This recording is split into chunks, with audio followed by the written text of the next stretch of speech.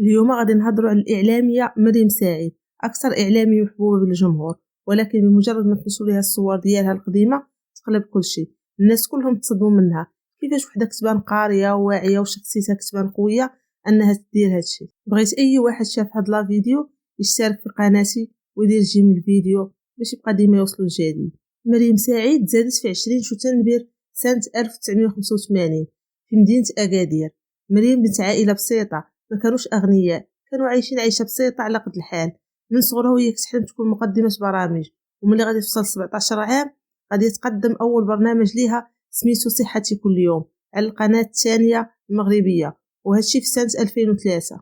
ومن وراء هاد البرنامج غادي تتقدم برامج حوارية فنية، أهمهم أنغام الأطلس والخالدات.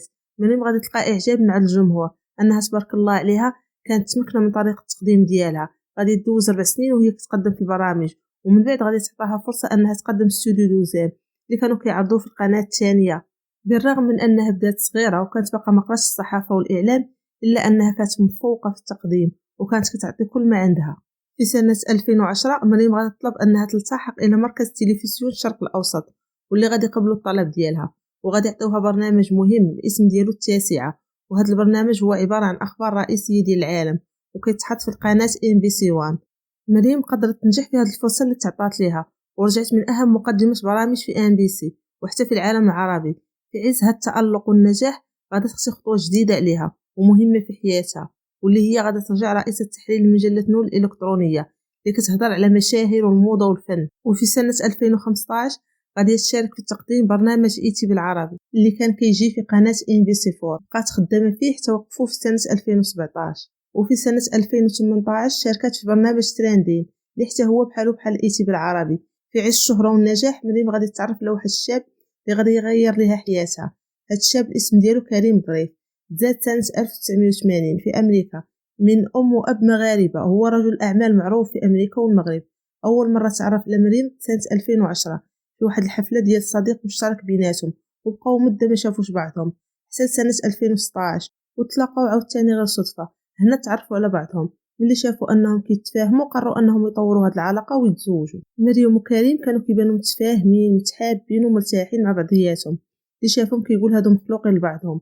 وحدوا موعد ديال العرس نهار 7 ابريل سنه 2018. مريم كانت فرحانه وهي كتوجد النهار ديالها، دارت ليله توديع العزوبيه، شاركتها مع الجمهور ديالها في برنامج تريندي، وهي كلها نشاط وكلها فرح كأي بنت غادي تتزوج. ولكن للأسف هاد الفرحة ما دامتش مدة طويلة. 3 أيام قبل نهار العرس غادي تفارقوا. مريم غادي تحط في الحساب ديالها أنهم أجلوا العرس بسبب صحة باباها، لكن كريم خرج وكذب كلامها وأعلن على انفصال رسمي، وقال بسبب الأخلاق ماشي بسبب مرض الأب ديالها. صراحة كانت صدمة كبيرة للمعجبين ديالها، لأنها كتبان بنت محترمة وخدامة على راسها. ودابا غادي ندوزو نهضروا على السبب الحقيقي ديال الانفصال ديالها مع خطيبها. الحقيقة أن مريم كانت كتعاني في الصمت بسبب حساب حمزة ماما بيبي اللي كان ديما كيهددها بنشر الصور المخلة للحياء ديالها، وبأنه غادي يفضح الحقيقة ديالها وغادي يفضح السر كيفاش حتى وصلت ورجعت مقدمة برامج. مريم كانت ساكتة وكتظن أنه مجرد تهديد بأنهم ما يقدروا يديروا والو، ولكن للأسف سربوا الصور ديالها للخطيب ديالها ل3 أيام قبل العرس، وهذا هو السبب الحقيقي اللي خلاهم ينفصلوا.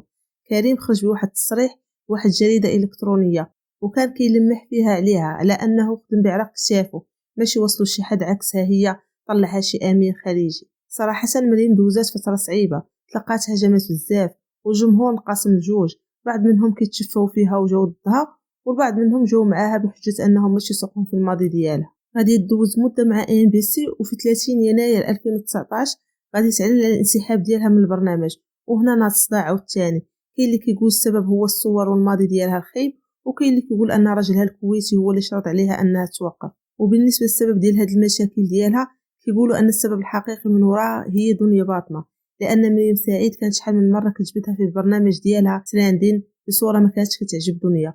ولكن اللي زاد المشاكل هي ملي استضافت طريقه الزوج دنيا اللي سميتها مونيا صابر، وهادشي كان عصب دنيا بزاف، وهذا علاش حطوا ليها التصاور ديالها في حساب حمزه ماما بيبي. هذا الحساب كان كينشر فضائح الفنانين وبخصوص المشاهير اللي عندهم مشاكل مع دنيا باطنه، شافوها غادي تتزوج وهما يحطوا ليها الماضي ديالها. مريم سعيد بدات حياة جديدة، تزوجت برجل أعمال كويتي وقامت بحفل زفاف ضخم في لندن بحضور غير الأصدقاء والعائلة ديالها المقربين، وولدات معاه وليد. وكانت هذه هي القصة ديال اليوم، وشكرا بزاف على المشاهدة.